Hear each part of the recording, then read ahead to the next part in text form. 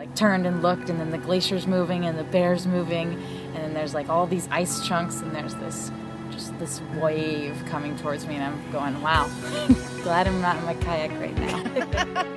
Hi, I'm Paola Espitia with Ola'pi Creative. Welcome to Conversations with Paola, a weekly video series exploring what it takes to make change. We share unfiltered, intimate, and inspiring conversations with wave makers in blue spaces around the world. 70% of the surface of planet Earth is covered in water. Also, our brain, our heart, and our lungs consist of 70% water. That's the epitome of what the ocean is to me. It's just like my heart and soul, and it's love and it's connection.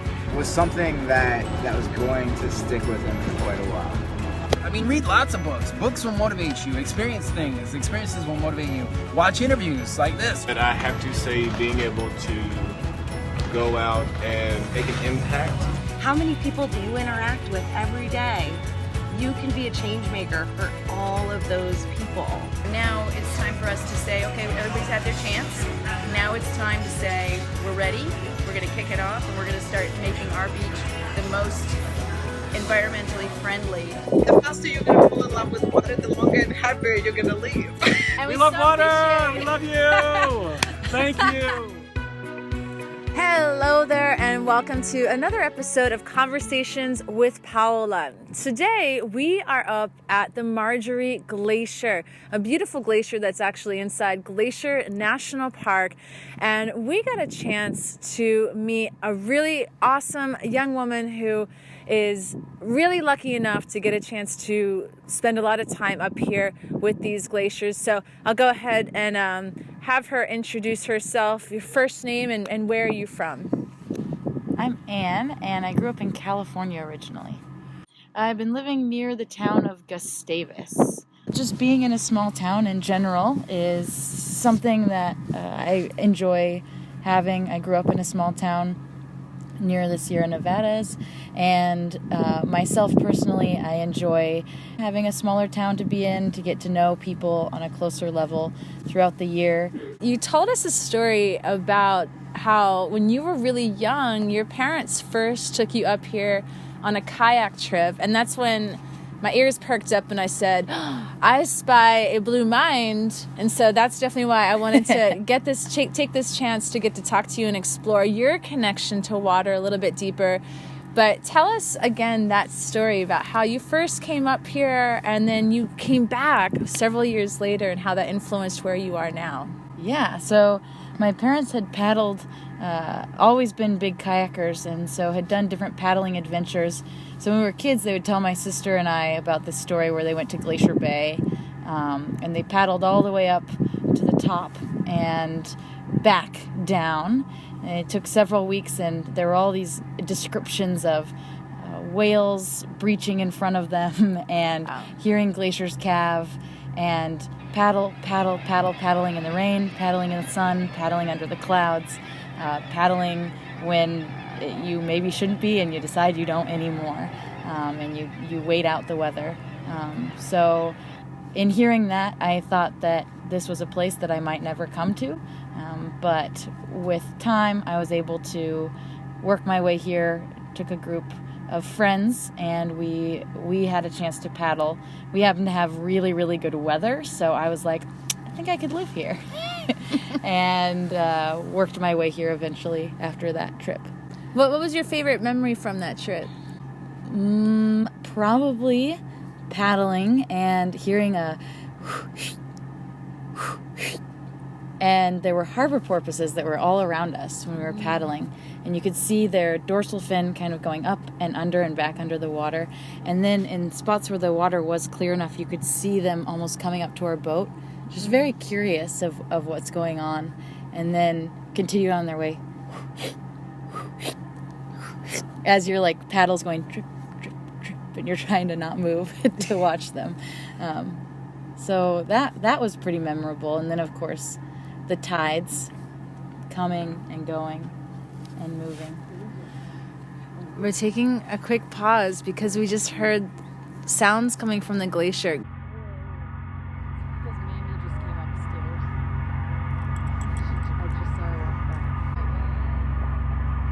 Wow. Well, we got to see it. Oh, that's the mighty wave right there. Glaciers actually do move.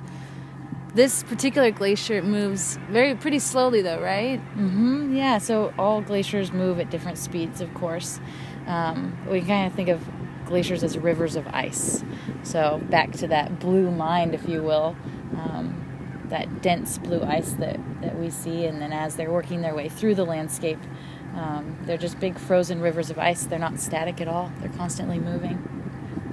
That's amazing. So you have been coming up here to the Marjorie Glacier for the last 2 years, practically every day.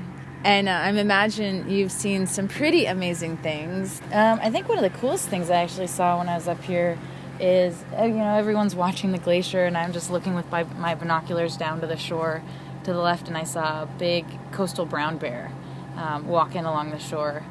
And right after I made contact, saw this bear in my binoculars, I heard the glacier crack and break and calve into the water. And I turned and looked, and then the glacier's moving and the bear's moving, and then there's all these ice chunks, and there's this wave coming towards me, and I'm going, wow, glad I'm not in my kayak right now. You're literally in a land of life. Yeah. There's so much life up here. That's a big thing that I'm certainly taking away from my time here in Alaska. And just like how I always describe the underwater world, everywhere you look, there's something living, there's something moving. That's my impression of what I see here. Oh, beautiful!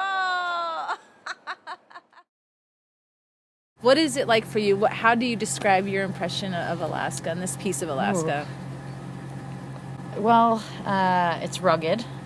Rugged, and there's this certain sense of isolation that appeals to me.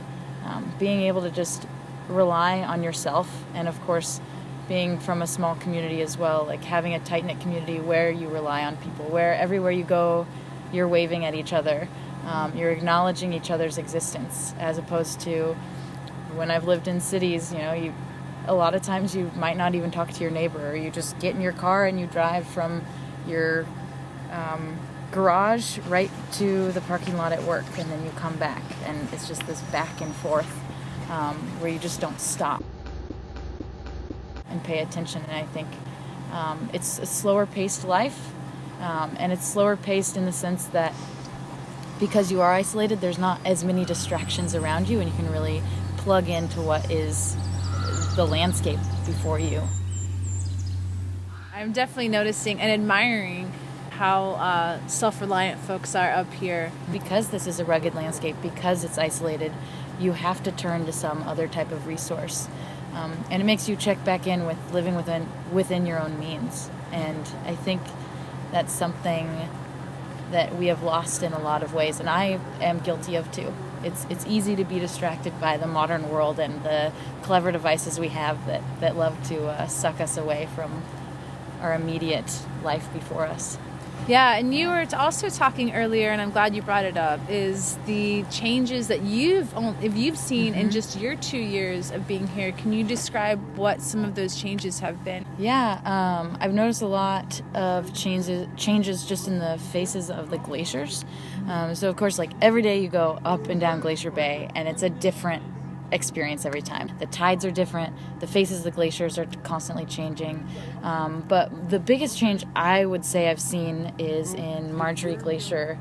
When I first visited was before 2016, and 2016 ended up being the hottest year on record, and we started to notice a lot of changes on the right-hand side of Marjorie Glacier, and you can actually see quite a prevalent piece of bedrock that is sticking out.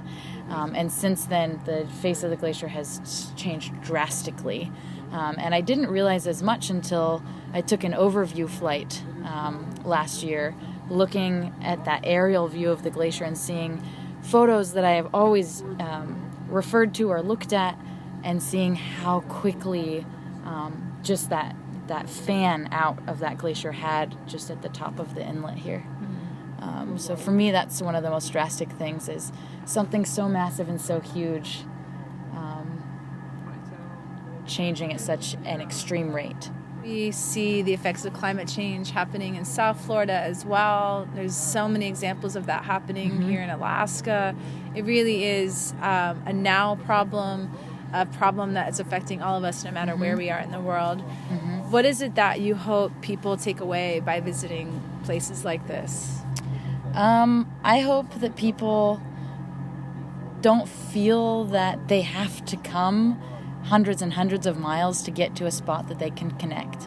I hope that people can go back to their home or tell stories even to people that they know and connect with the local rural places or wild places that they have nearby.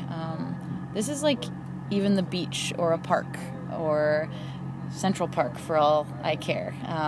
We have a new nature. We have a new aspect of this world that we can appreciate as nature in a wild place that we can connect to.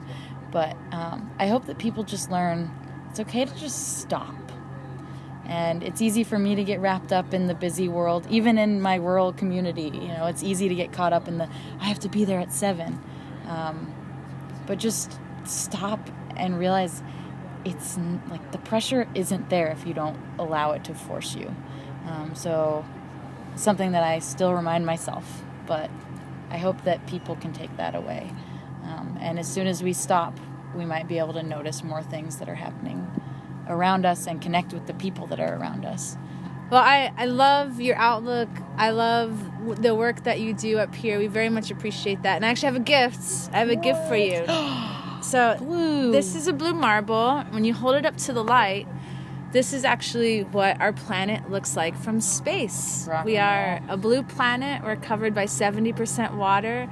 And the fascinating thing is not only is our planet 70% water, but it turns out that our bodies, our brain, our hearts, and our lungs are also 70% water. And I so appreciate your blue mind. So this is a symbol of your connection to water and of your connection to your blue mind. So thank you for sharing that with us. Thank you so much.